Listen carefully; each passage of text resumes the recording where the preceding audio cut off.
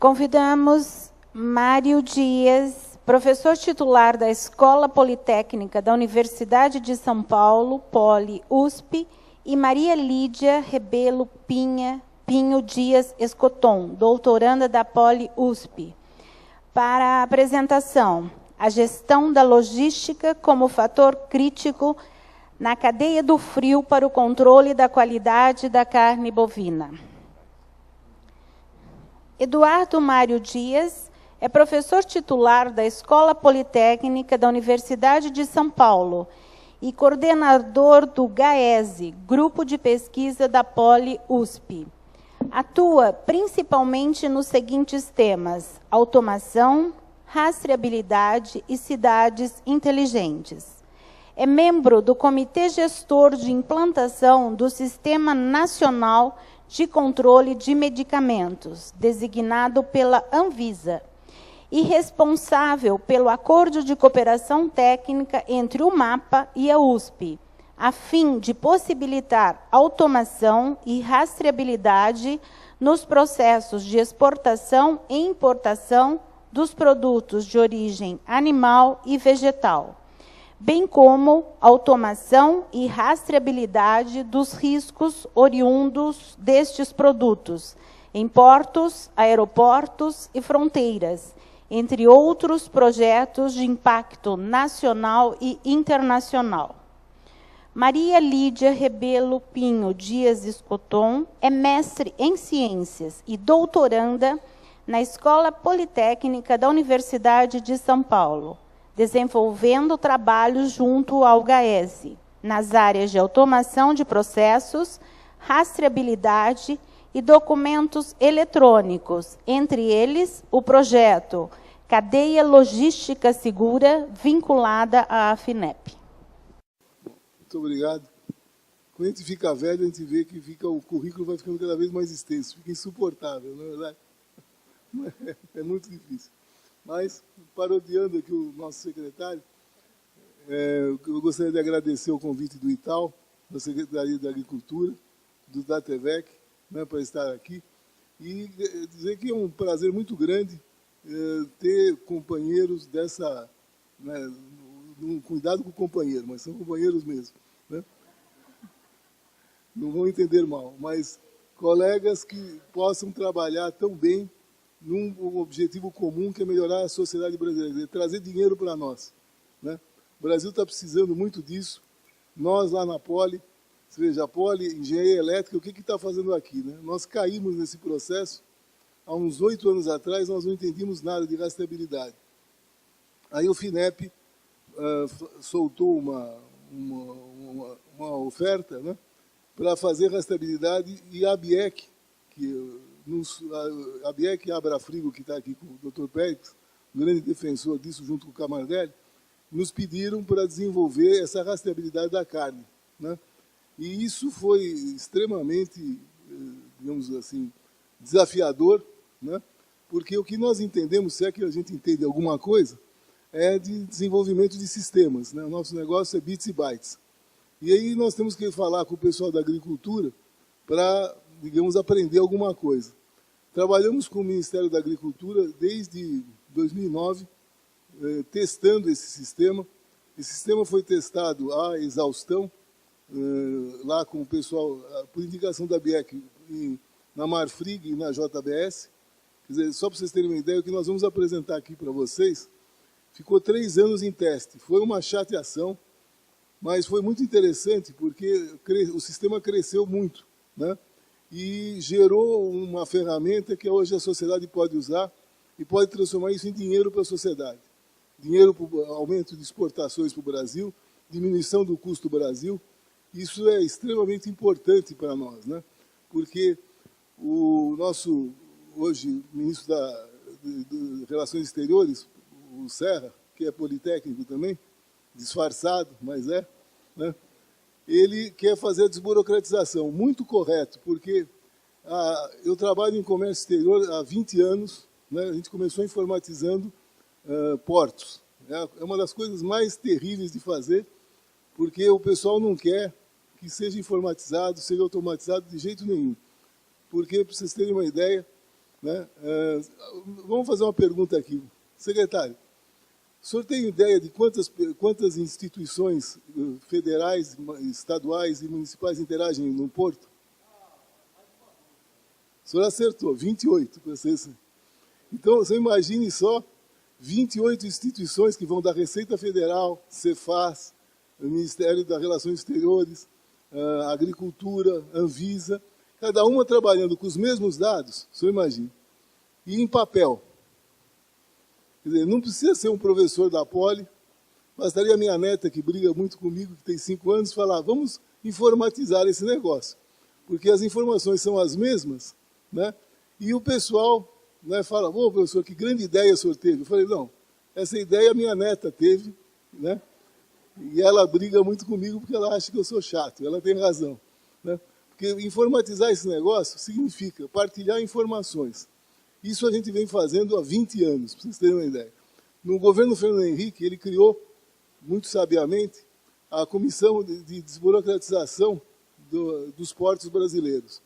E colocou um almirante bravo, almirante Ribamar, para implantar a gestão dos portos brasileiros. Foi uma briga, veja, fiquei careca em função disso, né? O resultado foi esse, mas valeu a pena, porque foi uma semente da integração de informações que é necessário, secretário. Quer dizer, se não fizer isso, não vai acontecer absolutamente nada. Porque, por exemplo, a Receita, ela é muito difícil de dividir informações, porque ela fala que tem sigilo fiscal. Ela tem razão, né? Mas tem que ser integrado, porque tem muita coisa que não tem sigilo fiscal. Então, para muita alegria, esse sistema, que vocês vão ver um vídeo que a Lídia vai passar daqui a pouco, chama o Canal Azul, ele se tornou a ferramenta oficial do agronegócio, né, para a parte de rastreabilidade. E está se integrando agora com soluções como essa do Zé, como um velho politécnico, por incrível que pareça, mais velho do que eu, né, se é que isso é possível, né, Matusalém 2, 1 e 2. Né, para o que esses dois velhos estão fazendo aqui? Né? Estão estudando. Os caras falam, não tem o que fazer. Velho não tem mais o que fazer, na verdade, vai estudar. É a única alternativa. E surgiu uma parceria muito legal, que agora o Itaú aqui está patrocinando, a Secretaria da Agricultura, para que a gente possa trazer um produto que complemente um negócio simples. Vamos controlar a temperatura da carne. Por que não? É difícil, né? Mas é necessário, porque aumenta em 50% em média, isso, Zé, o preço da carne e traz mais divisas para o país. Lídia, põe o vídeo aí. Isso aqui é um blá blá blá desgraçado, que é o seguinte, nós fizemos mais de 100 teses, isso é coisa de professor, né? 100 teses nessas várias áreas, convidamos todos a participar, 300 artigos, porque senão a gente é considerado uma besta, e aí vai, né? Mas nós conversamos bem, todas as aplicações nossas, secretário, são práticas, de tudo que a gente projeta, e eu quero agradecer ao nosso governador ter posto a mão na ferida, o dedão, aliás, quando falou que pesquisa aplicada precisa ser aumentada, porque muita gente, e meus colegas lá de USP, adoram fazer projetos que discutem sexo entre formigas gigantes, né? Quer dizer, quem que tem interesse em sexo em formigas gigantes? As formigas gigantes, só elas, né? Quer dizer, tem muita pesquisa que se não chega a nada. A nossa tenta chegar em algum lugar e as parcerias com a iniciativa privada são fundamentais, porque tem que se agregar o time, né? Como disse o nosso diretor Madi, é fundamental juntar um bom time e fechar o time e fazer com que ele produza, né? Vocês vejam a nossa seleção brasileira, com uns técnicos, mesmo jogadores, ganham, com outros perdem. Quer dizer, precisa ter uma chefia, que agora nós encontramos a nossa chefia, né? E isso vai ser bom porque a gente vai poder fazer um trem da alegria, no bom sentido, de mostrar soluções tecnológicas viáveis e que sejam absorvidas pelo mercado a um custo baixíssimo, né? Isso eu acho que é importante, porque a universidade, como os institutos de pesquisa, não visa lucro, ela visa a melhoria da sociedade. Isso para valer. Então, tirando o blá blá blá, vamos ver. Não. Esse aí. Isso saiu no Jornal Nacional, a nossa maior propaganda é essa daqui. O Brasil é o maior exportador de carne do mundo, mesmo com toda a burocracia que o nosso país impõe ao comércio internacional. Mas no caso dos frigoríficos, esses obstáculos começam a ser vencidos com a ajuda da tecnologia. A gente vê na reportagem de José Roberto Burnier, Marcos de Gênova e Aloísio Araújo. 28 toneladas de carne com destino certo, Hong Kong, na China. Depois de carregado, o caminhão é lacrado no frigorífico. E no lacre, uma pecinha que vai fazer uma diferença enorme. Dentro desse pequeno disco de plástico, um chip. Dentro do chip estão todas as informações da carga. Toda a documentação que anteriormente era impressa e seguia junto com o container, hoje nós já disponibilizamos via sistema e já tem essa documentação lá liberada antes mesmo do container fisicamente chegar. Desenvolvido no laboratório da Escola Politécnica da USP, o sistema funciona assim. Os dados sobre a carga são inseridos no chip ainda no frigorífico. Assim que o caminhão é lacrado, as informações são enviadas online para os computadores da Vigilância Agropecuária que estão no porto. Enquanto o caminhão viaja, todo o processo de liberação da carga para exportação é analisado. A tendência agora é chegar e o procedimento ser bem mais rápido. De chegar e já não ter que correr em vários lugares, né? Ao chegar no porto, é feita uma nova checagem no chip. Ao informo presença de carga agora, presença de carga confirmada com sucesso, eu dou ok. Já está liberado. A partir desse momento já está liberado. Com o sistema eletrônico, o exportador ganha pelo menos 2 dias na operação e consegue antecipar o embarque da mercadoria. Pelo sistema convencional, o motorista traz a documentação. O escritório junta outra papelada e manda para o despachante, que preenche mais documentos e manda para a Vigiagro, a Vigilância Agropecuária, que é quem autoriza a exportação. Para vocês terem uma ideia do volume de trabalho da Vigilância Agropecuária aqui em Santos, olha só a quantidade de papel que eles têm que analisar. São documentos e mais documentos de exportação de produtos de origem animal e vegetal. Todo ano, a Vigiagro aqui de Santos analisa pelo menos 250 mil processos. Veja só, é papel para todo lado, olha aqui. Olha ali embaixo. E é essa papelada toda que esse sistema eletrônico pretende, pelo menos, reduzir. Eu imagino que cerca de 80% desse papel todo da exportação de produto de origem animal não vai mais existir com a implementação total do sistema, tendo todos os documentos online. Nós estamos viabilizando a aplicação para a soja também. É um filhote desse chip aplicado para as condições de soja. Eu acredito que em menos de um mês isso esteja operacional. Pessoal, só para vocês terem uma ideia, esse sistema aí demorou 5 anos para a gente conseguir aprovação e teste com o usuário. Quer dizer, não foi fácil, mas agora a ministra anterior e o ministro atual, eles nos pediram só um pequeno servicinho. Falaram, vamos estender a todas as supply chains do Brasil. Só isso. Então, imagine só. Quer dizer, precisa ter braço para fazer isso, nós não temos e nós precisamos de parcerias para fazer isso. Quer dizer, querem estender esse canal azul com razão para o setor de frutas. Né? Eu fui visitar em Mossoró o exportador de fruta de melão. Né? Vocês têm ideia de quanto custa um melão no Japão? Melão gordo. Bom para burro, provei, muito bom. Tem ideia? $250. Um melão. Quer dizer, tem preço de venda, né, lá, isso aí. Então, vocês imaginem se a gente consegue colocar esse serviço com vários controles a mais que viabilizem os diversos produtos, nós vamos ter com o mesmo produto, agregar muito valor, secretário. E isso vale muito a pena.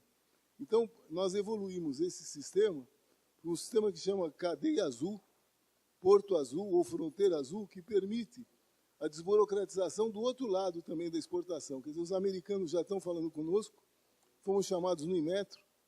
Coisa de louco, eu pensei que era gozação, porque é um político, é um professor da Federal do Rio, que é o presidente do Inmetro, o professor Azevedo, muito meu amigo, ele falou, você precisa vir aqui. Eu falei, mas você está louco? Em Xerém, né?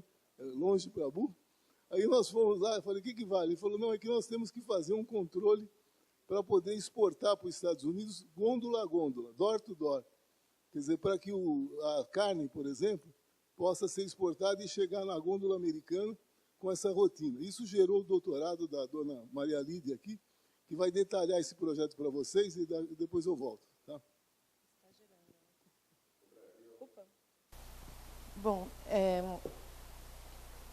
Eu vou falar um pouco, então, sobre o modelo do Canal Azul, para vocês poderem entender um pouco melhor o que foi explicado nesse vídeo. E daí, depois, eu vou explicar o conceito da Fronteira Azul. Tudo isso dentro do tempo que a gente tem, para não atrasar o evento. Então, esse aqui é o modelo operacional do sistema do Canal Azul. Então, como vocês podem ver, a base é um dispositivo móvel que ele vai interagir com a retaguarda do sistema, com o módulo para assinatura criptografada e também com o lacre. Então, como que funciona? Você vai ter a saída da indústria. Na indústria, você tem a fabricação, a carga unitizada e são gerados os documentos tradicionais da operação. Nesse momento, vai ter a lacração pelo CIF do container. O que acontece? Com o Canal Azul, é gerado, nesse momento, um canal azul, que vai ser o documento que vai conter as informações que vão ser necessárias para o desembaraço sanitário da carga.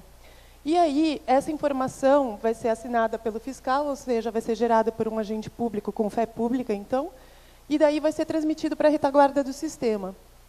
Nesse momento, então, a gente tem o ente autorizado que vai cadastrar dentro do Canal Azul as informações que são necessárias, que são definidas, então, conforme a necessidade do processo. Por isso é muito importante fazer um mapeamento adequado do processo original para a gente poder ver os campos de melhoria. E aí é gerado o Canal Azul. Essa informação é transmitida para a retaguarda do sistema e o grande diferencial é a informação fica disponível para os intervenientes no momento da geração, no momento que ela é salva na retaguarda do sistema. Então, o pessoal do Vigiagro já tem acesso, o pessoal dos despachantes e o próprio exportador. Um processo que, então, era serial pode ser executado de forma paralela. E aí é o grande diferencial, é o que permite a economia de tempo que a gente verificou na execução dos pilotos. Então, seguem as outras ações do despachante, da transportadora, até a chegada no porto. Com a chegada no porto, ao invés de como ocorria antes, as informações só chegarem fisicamente com o caminhoneiro, aquela informação já chegou no momento que foi salvo na retaguarda do sistema. Então, o que ocorre? Durante o percurso do caminhão para chegar até o porto, toda aquela documentação já pode ser analisada. Então, quando a carga chega no terminal portuário, ela já pode ser encaminhada, seja direto para a liberação, pode ir para o costado, ou, se não, para uma fiscalização. Foram executados alguns pilotos. Então, a gente fez um piloto em Santos, né, saindo de Lins e indo para Santos, e outro em Santa Catarina, saindo de Ceará e indo para o Porto de Navegantes. E a gente mediu alguns tempos para verificar, então, qual era o impacto do processo eletrônico que estava sendo proposto. E o que a gente verificou, em primeiro ponto, era que o tempo de análise da documentação pelo Vigiagro, nos dois casos, eram similares, 3,5 minutos, quase 4 minutos. O que demorava muito, se você for ver, a primeiro tempo, é o tempo de deslocamento da indústria para o terminal portuário, ou seja, o tempo do trajeto físico. Então, é um tempo que, com o processo eletrônico, não é impactado, porque o trajeto físico continua sendo o mesmo, né? E daí, o segundo tempo era o tempo médio necessário para concluir o processo após a presença de carga, ou seja, chegando o caminhão no terminal portuário, dando a presença de carga, quanto tempo demorava para ter a resposta do Vigiagro? E aí, então, a gente tem os tempos tradicionais, desde a saída da indústria até você ter a resposta pelo Vigiagro. O que, na verdade, ocorreu é que foi verificado que demoravam, por exemplo, 57 horas para você conseguir a resposta do Vigiagro, que demorava 4 minutos de análise. Ou, no caso de Santa Catarina, 110 horas. Com a possibilidade, então, de realizar o processo em paralelo, com a possibilidade da gente deixar aqueles documentos já disponíveis para o interveniente, houve toda a economia desse segundo tempo, que era o tempo médio depois da presença de carga. Então, isso representou uma economia em São Paulo de 57 horas e em Santa Catarina de 109 horas. Então, aqui, só para ter uma representação gráfica dessa ideia que eu estou transmitindo para vocês, o processo tradicional exigia que o processo fosse seriado, então um trânsito físico para depois começar o trâmite documental. Com a solução do Canal Azul, esse conceito mudava. Por quê? Porque os processos podem ser executados paralelamente.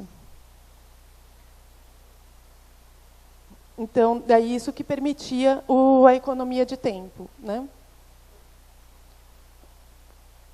Com base na aplicação dessa solução, foram feitas algumas medições de tempo com alguns containers que, de fato, foram expedidos. E aqui, então, nós temos nessas tabelas as colunas em azul, que demonstram o número de containers que foi feita a medição. Então, por exemplo, para a Inglaterra, foram 28 containers. A gente tem a linha vermelha, que representa o tempo do processo tradicional. A linha verde representa o tempo com processo eletrônico. Então, essa linha roxa são as economias de tempo que foram verificadas. Primeiro ponto que a gente consegue ver, quando a gente pensa que é uma gestão, é um processo logístico, é que olha a diferença dos tempos para cada país. Não havia um padrão, uma padronização do processo. Para cada país, o tempo poderia variar muito. Sejam 16 dias, né, estão em dias, seja 6 dias. Com o processo eletrônico, a gente conseguiu uma constância desse tempo. Isso, quando você fala em logística, é muito importante, porque agrega a questão da previsibilidade ao processo. Fora isso, também os ganhos de tempo foram muito consideráveis. Isso é só na parte Brasil, é só na parte até a liberação aqui a liberação sanitária da carga no Brasil. A gente não está considerando os benefícios que poderiam ser obtidos se essa informação também já fosse disponibilizada no exterior. Então, pensando nisso, a gente falou, opa, aí também tem uma possibilidade de benefício.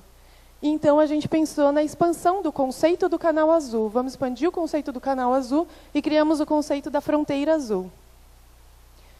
Então, pensando numa arquitetura de sistema, a gente pode colocar que são 3 camadas tecnológicas. Então, a gente tem a camada operacional e de supervisão e gestão, que são regidas por sistemas privados, que são aquelas que fazem a gestão da informação interna. Então, o controle da sua linha, controle do seu estoque.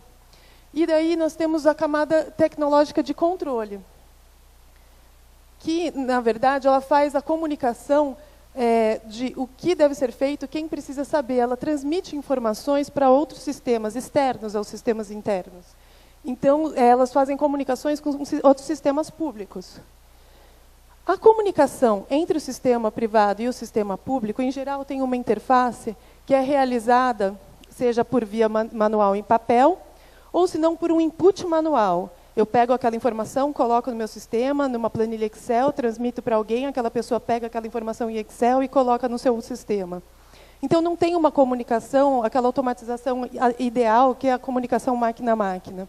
Essa comunicação, seja em papel, seja por input manual, leva à ineficiência, a erros, a retrabalho.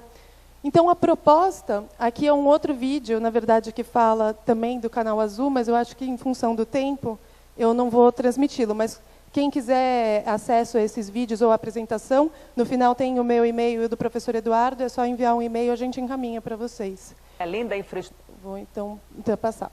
Então, o conceito do canal azul é justamente ser um elemento de integração e rastreabilidade entre esses sistemas privados e públicos, ou seja, ele não pretende mexer na parte do sistema privado ou no sistema público, mas fazer a transmissão daquela informação que é necessária para você, de uma forma automatizada, então máquina a máquina, para você conseguir fazer essa comunicação de uma forma mais eficiente, integrada, né, e mais ágil. Então, você tem todos os sistemas privados, e os sistemas públicos, como, por exemplo, um portal único, o Porto Sem Papel, Supervia, o SIGVIG, Siscomex, e outros que tenham, ou pensando no exterior, a janela única do Porto de Leixões, por exemplo, janela única do Porto de Lisboa, de outros portos, de outros países. A possibilidade é muito grande, porque a questão é justamente como fazer essa transmissão da informação. Então, para exemplificar, o primeiro ponto é que entre o porto de origem e o porto de destino, entre os países, então, tem acordos bilaterais que regem essa comunicação. Um dos pontos essenciais é que os acordos bilaterais prevejam a adoção de documentos eletrônicos para que eles tenham uma validade jurídica. A parte jurídica também sempre nos preocupa muito. Então, no conceito do canal azul, a gente tem a saída da fábrica até a liberação sanitária no porto de origem. Todo o resto do trâmite documental continua tendo que ser feito em papel. Mesmo se o país de destino tiver o canal azul com ele, também só vai estar valendo da saída da fábrica do porto do exterior até a liberação da carga. Por quê? Porque o nosso acordo bilateral também prevê que a gente receba essa documentação em papel. O conceito da fronteira azul é justamente fazer com que toda essa informação possa ser transmitida de maneira eletrônica, da origem para o destino e do destino para a origem. De maneira que você consiga economizar todas essas pernadas aqui de papel que existem no meio do caminho. E, com isso, também você libera para que a análise das documentações também ocorra em paralelo, da mesma forma que foi possível essa liberação com a adoção do conceito do canal azul. Então, pensando na parte dos sistemas, o sistema privado vai enviar, da origem, vai enviar uma informação para a fronteira azul, que transmite para o sistema público. Essa informação, o sistema público dá o ok, valida e dá a sua resposta. Essa informação é transmitida para as pessoas do destino, para os intervenientes do destino. O privado é informado daquela carga, ele valida e fala, ok, essa carga é minha. E aí essa informação é encaminhada, então, para o ente público do país de destino, que pode começar as suas análises com base nessa informação. E aí, com isso, o que se pretende? É que você tenha, então, o ok do porto de destino antes mesmo da saída da carga do porto de origem. Então, você consegue fazer com que, antes da carga chegar no porto de origem, toda ela já esteja validada. Os benefícios, então, são atender o processo do início a fim, garantir a rastreabilidade e visibilidade de toda a cadeia logística. Com isso, a gente consegue também fazer essas medições de tempo que a gente demonstrou com os pilotos, dos tempos que a gente mediu. Permite a gestão eficiente de toda a cadeia logística, antecipar problemas e erros, porque como você já vai estar tendo análise antes, se tiver algum problema documental, a carga não precisa chegar lá para você começar a resolver. Você já pode ir resolvendo antes os problemas que forem aparecendo. Vai reduzir o custo operacional. Então, com isso, você vai ter uma cadeia mais fluida. Tendo uma cadeia mais fluida, você consegue otimizar essa gestão, reduzir custo, reduzir risco. Pessoal, para vocês terem uma ideia, o Ministério da Indústria e Comércio, secretário, já está apoiando esse projeto, né? O ministro está querendo ver, mas eu gostaria de, como bom paulistano e São Paulino, né? Calma, né? O time saiu do descenso, tá bom, tá ótimo. Mas eu gostaria muito de que a Secretaria trabalhasse conosco, porque isso vai dar para São Paulo um corredor, vai otimizar os tempos de forma bem grande, e parcerias como essa, com o Zé Guilherme, são muito bem-vindas com outras empresas que queiram usar essa estrutura do Canal Azul para que possamos otimizar as nossas exportações. Isso vale para a importação também. Porque, por exemplo, a Anvisa se interessou, começa a dar muitos filhotes disso aí, né? A Anvisa nos convidou para participar da rastreabilidade de remédios, e o maior problema não é a exportação, é a importação, que chega a demorar 60 dias para, por exemplo, a indústria farmacêutica perde o efeito da base do remédio pela demora que dá na importação de insumos básicos. É um negócio inacreditável. De novo, eu invoco a minha neta, quer dizer, a ideia aqui é a coisa mais simples possível, quer dizer, jogar as informações eletrônicas para que sejam processadas, só isso. Quer dizer, e a partir daí você tem um canal que vale para todas as supply chains do Brasil. Ok, pessoal? Muito obrigado e desculpe a extensão do tempo.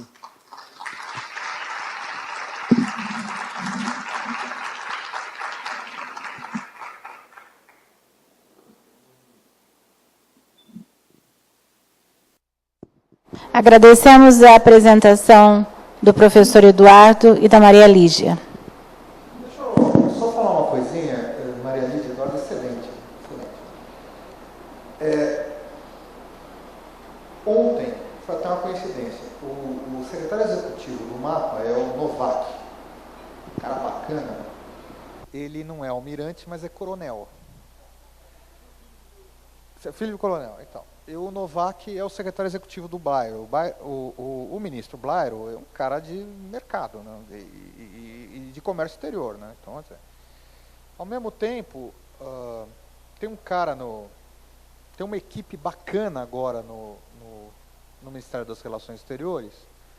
Eu fui o corregedor-geral do Estado no governo Serra, então eu tenho uma relação boa com Arnaldo Jardim também, que foi colega do Serra no secretariado do Montoro. E eu, mais recente, fui... e lá ele montou uma turma para resolver os gargalos burocráticos do comércio exterior. E o Blairo montou aquele AgroMais. Alguém já ouviu falar do AgroMais, não? O AgroMais. Em fevereiro, nós vamos ter um evento aqui do AgroMais, que é um evento MAPA, Ministério das Relações Exteriores, outros órgãos voltados à exportação e Governo do Estado de São Paulo. Vai ser em fevereiro, está marcado, não estamos acertando a agenda do governador, etc. Que é justamente para juntar forças sem melindre burocrático, sem drama político, sem nada, para fazer essas coisas andarem. Então, assim, depois, eu não quero atrapalhar, mas o momento é agora. Por isso vocês ficaram brincando aqui, temos chefe. Aqui, na verdade, é o seguinte, a gente, quando está no setor público, né, e vocês, todo mundo aqui, né, está acostumado, né, a gente vai ficando com um certo trauma de trabalhar, faz um negócio espetacular, tal, e aí você não tem interlocução. Você não tem para quem mostrar. Você não tem para quem... Então, agora nós temos. Daqui a pouco não vamos ter mais. Então, é melhor correr, tá bom? Desculpa a interrupção. Solicitamos aos participantes para preencherem a ficha de avaliação que se encontra na pasta e entregarem na recepção no final do evento. Agradecemos a presença das autoridades. Günther Tofferheim, representando o senhor Antônio Jorge Camardelli, presidente da ABIEC, Associação Brasileira das Indústrias Exportadoras de Carne. Orlando Melo de Castro, coordenador da Agência Paulista de Tecnologia dos Agronegócios, APTA. Luiz Carlos dos Santos, diretor-presidente da Fundepag, Fundação de Desenvolvimento da Pesquisa do Agronegócio. Antônio Álvaro Duarte de Oliveira, diretor substituto do ITAL e diretor executivo da Fundepag, Fundação de Desenvolvimento da Pesquisa do Agronegócio. Alberto Amorim, coordenador-geral das Câmaras Setoriais da Secretaria de Agricultura e Abastecimento do Estado de São Paulo. Muito obrigada pela presença.